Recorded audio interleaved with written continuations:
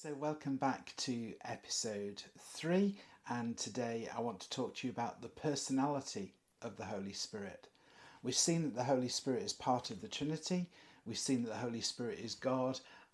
We've seen that he's not just some kind of power or life force. He is indeed a person. He's just as divine as the Father and the Son. He's just as personal as the Father and the Son. He has emotions because he can be grieved or upset. He has intentions. He can make choices and decisions and judgments. He communicates. I say he, well, of course he isn't male, but language falls down here. We've only got he and she to use in English. We don't have a right verb. So I'm not saying that the Holy Spirit is male in that sense, but he is a person.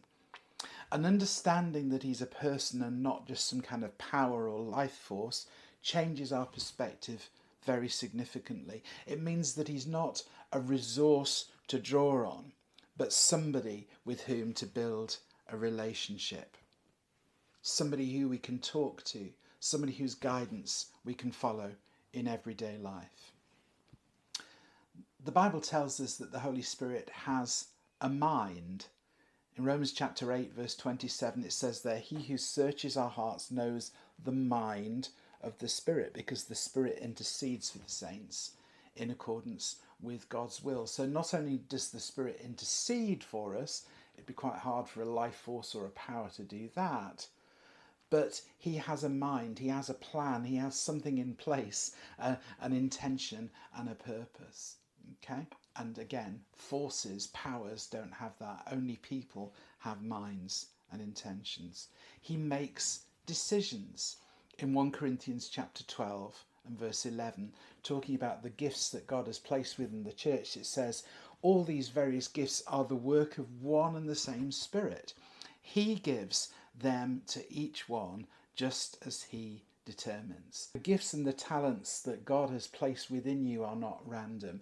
They are the work of the determination of the Holy Spirit. The Holy Spirit decided that you needed to be a part of our community here at SLCC. The Holy Spirit decided that to fulfill your ministry, the ministry that he was calling you to, you needed these gifts and skills and talents and abilities.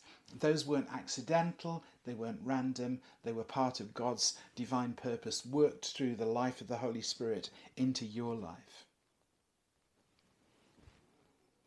Thirdly, the Holy Spirit can be grieved, can be offended. In Ephesians 4, Paul tells us, don't grieve the Holy Spirit of God, with whom you were sealed for the day of redemption. In other words, don't reject his voice, don't ignore him, don't overlook him, make room for him. It's so easy for us to ignore his voice, and the more we overlook that voice and listen to our own priorities and agendas, the harder it becomes to hear him. Let's be careful not to grieve him or offend him or upset him by ignoring his voice. So the Holy Spirit is a person, not a power. And that's got an important knock-on effect, because it means that we recognise his work in our lives not through feelings but through transformations. What's the evidence of the Spirit's presence? Sometimes people say, don't they, oh, well, you could feel the Spirit tonight. There was an electric atmosphere. It was all tingly. Well, yeah, I know what you mean, but that's emotion. That's feelings. Feelings are nice, the good ones anyway, but they're not reliable. You can go to bed ecstatic. You can go to bed on top of the world and wake up miserable. Feelings are kind of governed by circumstances, by chemicals in our brain, by moods that we find ourselves in. It's important that we don't allow our life and our decisions to be governed by feelings, but to be governed by faith, acting on facts. We're looking forward to the day of Pentecost on Sunday. And the disciples there knew that the Holy Spirit had come upon them. They knew that what they were experiencing was the fulfillment of Jesus' promise. How did they know that?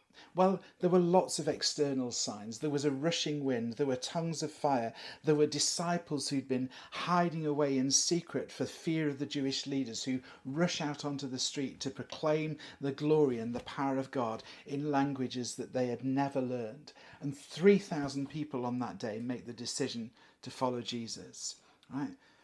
We know that this was the work of the Holy Spirit, not because they were all excited, because they were all happy, but because that experience transformed the lives of the disciples. It changed their perspective. It remodeled their ministry.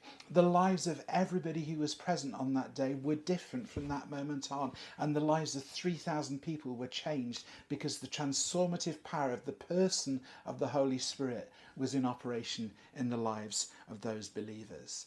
He continues to transform our lives today. Let's not overlook him. Let's not ignore him. Let's not grieve him. But let's follow the decisions and the plans and purposes that he's putting in place in our lives. Let's listen to his voice today.